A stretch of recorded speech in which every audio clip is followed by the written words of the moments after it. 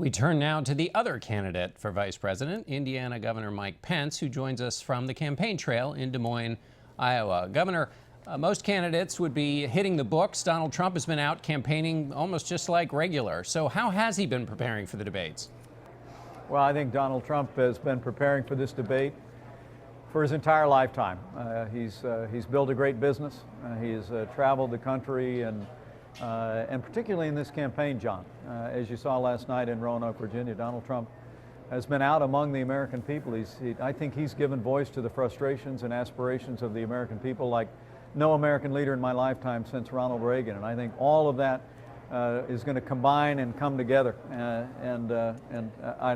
I'm looking forward to seeing this good man, my running mate, step on that stage and present his message to make America great again to the American people. He suggests the moderators shouldn't fact-check in the debates. Why shouldn't they?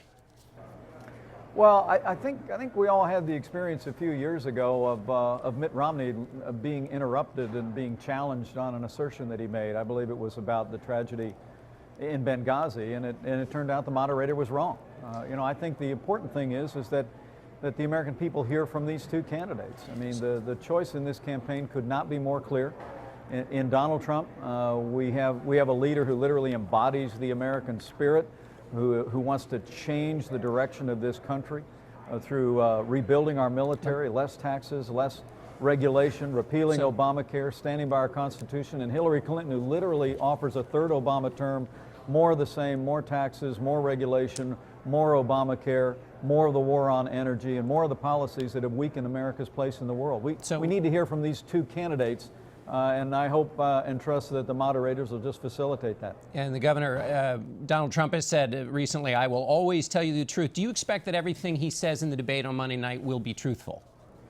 I think Donald Trump always speaks straight from his mind and straight from his heart. I think he's the most But does he speak the truth teller we should expect president of the United States. We expect everything to be the truth, though, on Monday night. Absolutely, John. He's going to speak the truth to the American people. That's why you see the tremendous momentum in this campaign. I mean, you see it in the polls. There's polls out today that show this is virtually a dead heat. There's tremendous momentum because the American people want change, and they see in Donald Trump a leader who embodies the American spirit. Recently, some U.S. military hit some Syrian army by mistake recently, and Donald Trump said that they were the gang that couldn't shoot straight. Is it wise for a future commander-in-chief to say about the military that they are the gang that shouldn't shoot straight? Well, I think when you look at the policies of this administration... But he was talking about the people involved in the attacks, sir, not the administration. Well, I think what you're going to have in Donald Trump in a commander-in-chief, John, is someone who's going to speak boldly. He's going to have high expectations.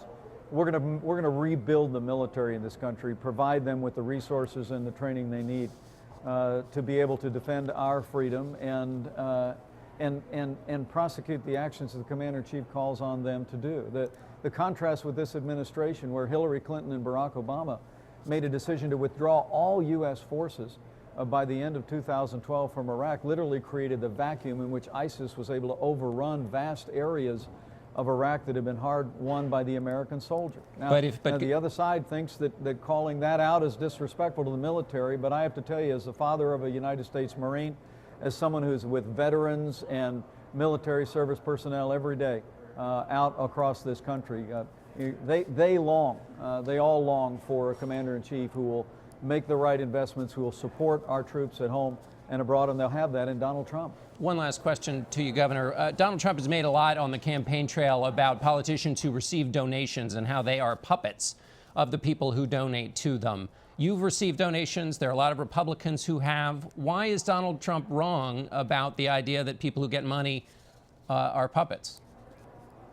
Well, I don't think that that's the point that he's really been making. I think his point is that we've had a system in this country that really has benefited the favored few. From Wall Street to Washington D.C., we've seen money flowing in to politics, and the American people really end up on the losing side one time after another. But I guess, Governor, I truly do believe that when Donald Trump becomes president of the United States, that pay-to-play system is going to come to an end. The American people are responding to Donald Trump, and you see it in the polls, we see it in the crowds, because they know when he becomes president of the United States, Donald Trump's going to be fighting for the American people every single day. I hear you, but he said, Governor, that those who meet with Charles and David Koch are the puppets of politics. Now, Charles Koch is donated to you, so why are some people who meet with him puppets, but you're not? That's what seems to be confusing. Well, look, Donald Trump has his own way of speaking in public life, and look, in a political campaign, things can get a little rough and tumble, but I'll tell you, he and I stand shoulder to shoulder in the belief that we can make America great again. I think what the American people are going to see tomorrow night on the debate stage, John, is a strong leader with a clear vision to rebuild our military, revive our economy, make appointments to our Supreme Court that will uphold our Constitution, and that'll be a dramatic contrast from Hillary Clinton, who offers more of the same. It's going to be change versus the status quo. Okay. And I'm looking forward to being front and center in that debate and seeing Donald Trump take his case to the American people. All right, Governor, we'll have to leave it there with the issue of puppetry unresolved. We thank you so much for being with us.